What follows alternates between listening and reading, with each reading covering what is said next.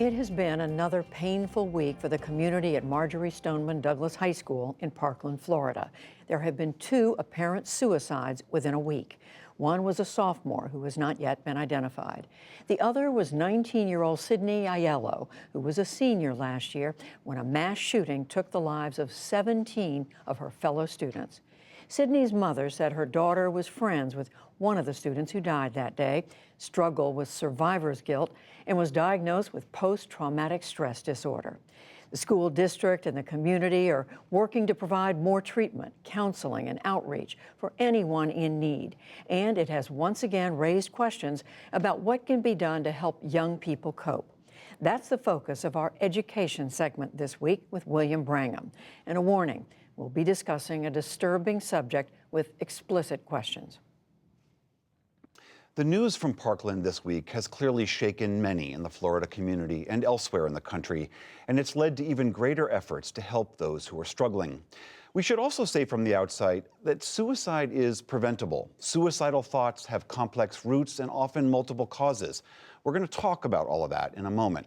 We also want to let people know that if you or someone you know may be considering suicide, there are places to call and to text where you can get immediate help. We'll post that information on screen during this conversation. But now I am joined by Dr. Kelly Posner Gerstenhaber. She's a psychiatrist at Columbia University, and she directs the Lighthouse Project there to prevent suicide. And Ryan Petty, his 14-year-old daughter, Elena, was murdered in the shooting last year in Parkland. He then started the Walk Up Foundation to help reduce school violence and help those at risk. Both have been working with the Parkland community recently, and I welcome you both to the NewsHour. Dr. Posner Gerstenhaber, first to you. Many people are anguished over the news that has come out of Parkland about these two young people, and obviously people are connecting it to the tragedy that happened there last year. How do you want kids and parents all over the country to be thinking about this, to be processing this? What do you want them to know? Well, let me start with the good news. Suicide is preventable. There is help, there is hope, and there is treatment. And many people who suffer in silence just don't know that. And we often make the mistake and think that people suffering in silence will come to us and they'll know when to reach out for help. And they often don't. And what we know is, in general, the biggest cause of suicide is a treatable medical illness called depression, but we don't think of that like we think of cancer, right? We wouldn't ever hear the word choice when it comes to cancer. And then when you add on top of that these horrific traumas and potentially PTSD, then we know that risk for feeling like people want to end their lives just goes up that much more. But as I said, we can actually save lives, and how do we begin to do that? You know that 50% of people who die by suicide have seen their primary care doctor the month before they die. We should be asking questions the way we monitor for blood pressure. Many adolescents who show up to the emergency department, who've tried to take their own lives, are not there for psychiatric reasons. But you know what? We know even that's not enough. Many people, particularly vulnerable people, will never even get close to a doctor.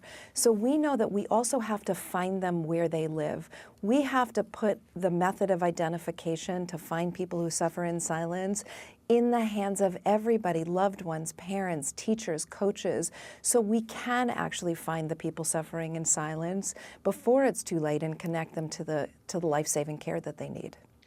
Ryan Petty, I wonder if you could tell us a little bit about how things are in Parkland right now. I know that you were at one of these meetings that happened after the most recent loss of this one of the students there. Can you just tell us how the community is responding? The community feels apprehensive at this point. I think this is yet a new trauma that we're experiencing. In the aftermath, just a little over a year from when we lost 17 souls due to the unfortunate school shooting. I think the community's still uncertain about what's next. There's clearly trauma that hasn't been dealt with, and the community needs a bit of hope and reassurance at this point.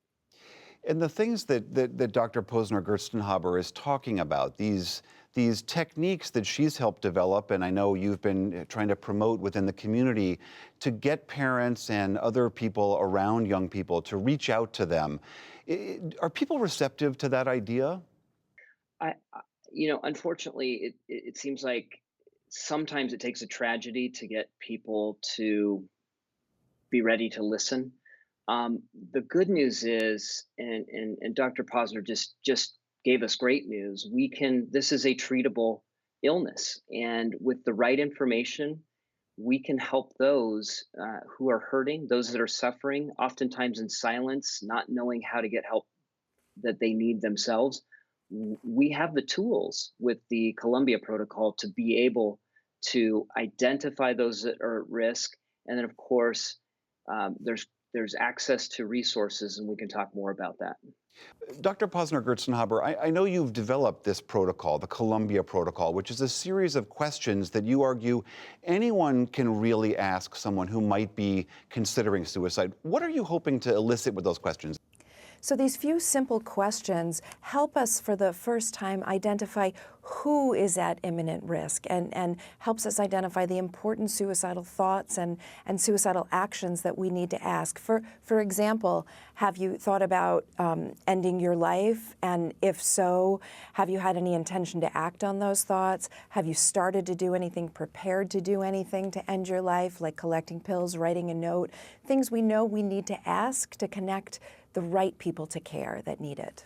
One of the things that can be really helpful in these times of tragedy are student-led and community-led interventions. And we know that in addition to the potency of this method or this language, having a common language to put around these issues is an intervention in and of itself. It builds cohesion, it builds connectedness. Ryan Petty, I'm curious to ask you, one of the concerns I know whenever suicide occurs is that there's a great deal of concern about how we talk about suicide and the terms we use, the way in which we talk about it, for fear that it might, I think the term of art is that it might be contagious. Is that something that you talk to community members in Parkland about?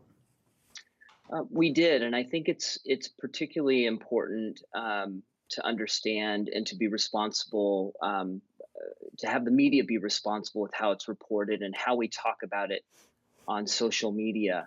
But what Dr. Posner just told us is should be music to all of our ears. We can all be part of the solution. We can all be involved, and it requires us to talk about it. Requires us to recognize that there should not be a stigma associated with this. This is a disease just like any other. We wouldn't be afraid to talk about somebody, with cancer or somebody with a broken limb. We would help them seek treatment and get them the help that they need.